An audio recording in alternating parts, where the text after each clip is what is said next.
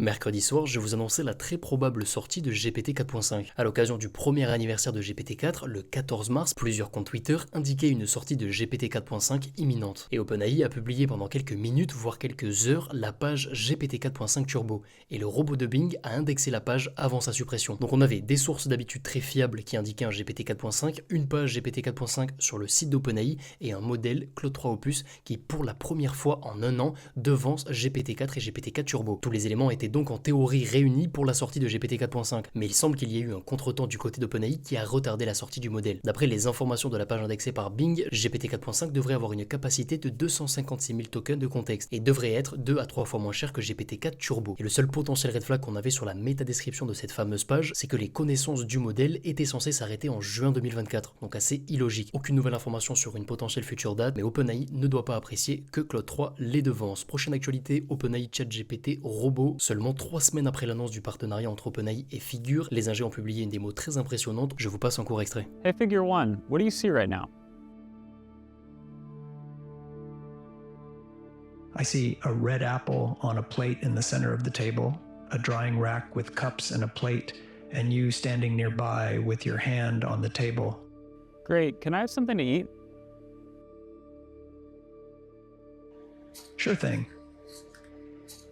Figure a donc publié cette démo où on voit un chat GPT intégré dans Figure 01, la première version de son robot. Via cette intégration, le robot peut décrire ce qu'il voit et ce qu'il se passe, planifier des actions, se baser sur sa mémoire pour réaliser une action, expliquer son raisonnement à l'oral et écouter des instructions orales. C'est finalement l'application de ChatGPT implémentée dans un robot. Concernant le process, on a malheureusement très peu de détails, mais ce serait proche d'un RT2 de Google DeepMind, un modèle VLA, Vision Language Action. RT2 prend une image et une instruction en entrée et génère une action qui pilote directement le robot. Mais je pense qu'OpenAI a joué la facilité en combinant plusieurs modèles, sinon ils auraient communiqué dessus. Donc on aurait analyse de la situation, simple photo via la caméra, analyse de la requête de l'utilisateur et génération de l'action sous forme de texte. GPT-4 peut parfaitement y arriver. Et ensuite on aurait via un autre modèle la traduction de l'action plus image en mouvement. Ce serait donc très similaire à un RT2 et ensuite dernière étape, enregistrement de l'action effectuée via un algo annexe. Voilà pour le process et deux derniers points importants. OpenAI a dû utiliser un GPT Vision amélioré. D'après mes tests, la version qu'on a actuellement n'est pas assez précise et la petite révolution est que via ce process, aucun problème pour réaliser des actions non apprises initialement. Si le sujet vous intéresse, je vous mets en description les détails autour du modèle RT2 de Google. Prochaine actualité, Apple MM1. Apple publie discrètement une étude autour de 3 nouveaux modèles MM1 3B, 7B et 30B. Les modèles sont les plus performants de leur catégorie d'après les benchmarks d'Apple et c'est assez logique avec un tel ratio budget-recul. Apple a également travaillé sur 2 versions spécialisées chat, donc ce sont très sûrement les modèles qui équiperont les appareils en local. MM1 30B est multimodal et les modèles sont actuellement privés. Prochaine actualité, Google DeepMind agent SIMA, le process entraînement d'un modèle avec des vidéos de gameplay synchronisées avec les enregistrements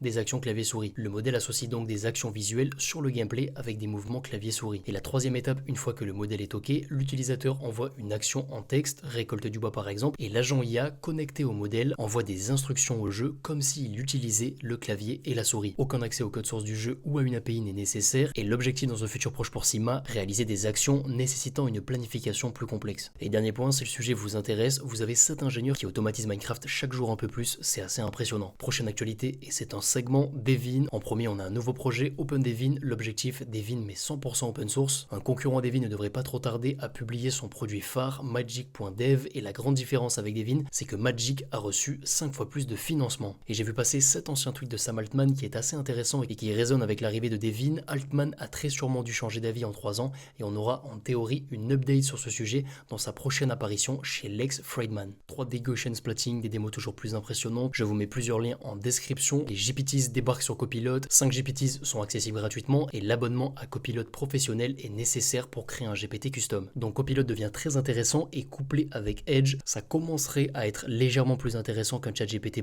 Je vous tiendrai au courant si je switch. Claude 3 IQ. Le troisième modèle de Claude 3 est désormais disponible. Catégorie GPT 3.5 mais supérieur, 200 000 tokens de contexte est 24 à 40 fois moins cher que GPT-4 Turbo et environ 20% moins cher que GPT 3.5. GPT-4 Turbo est toujours bien plus intéressant, mais étant donné la différence de prix, ça peut être intéressant d'essayer de switcher certains process en travaillant son prompting en amont. Prochaine actualité, Runway suivi des lèvres. Après Pika Labs il y a 2 semaines, Runway se lance sur ce segment. L'AI Act a été adopté par l'UE, objectif garantir une utilisation sûre, transparente et éthique de l'IA, et le gouvernement français a forcé jusqu'au bout pour un maximum d'allègement. Le texte fait environ 250 pages et a titre de comparaison, la première version du RGPD faisait, il me semble, un peu moins de 100 pages. Obligation pour les modèles fondations Mistral Large par exemple d'être plus transparents sur les données d'entraînement. Je vous reparle d'ici 1 à 2 semaines de tous les enjeux autour de l'AI Act, c'est un sujet très intéressant et mon avis sur la question, étant donné qu'on est très loin d'être leader, pourquoi être les premiers à normer? C'est une réflexion très simpliste, peut-être trop simpliste, mais IA égale secteur très sensible, donc assez étrange d'ajouter 4 fois plus d'obligations à nos startups. Avant dernière actualité, le Monde annonce un partenariat avec OpenAI. OpenAI pour entraîner ses modèles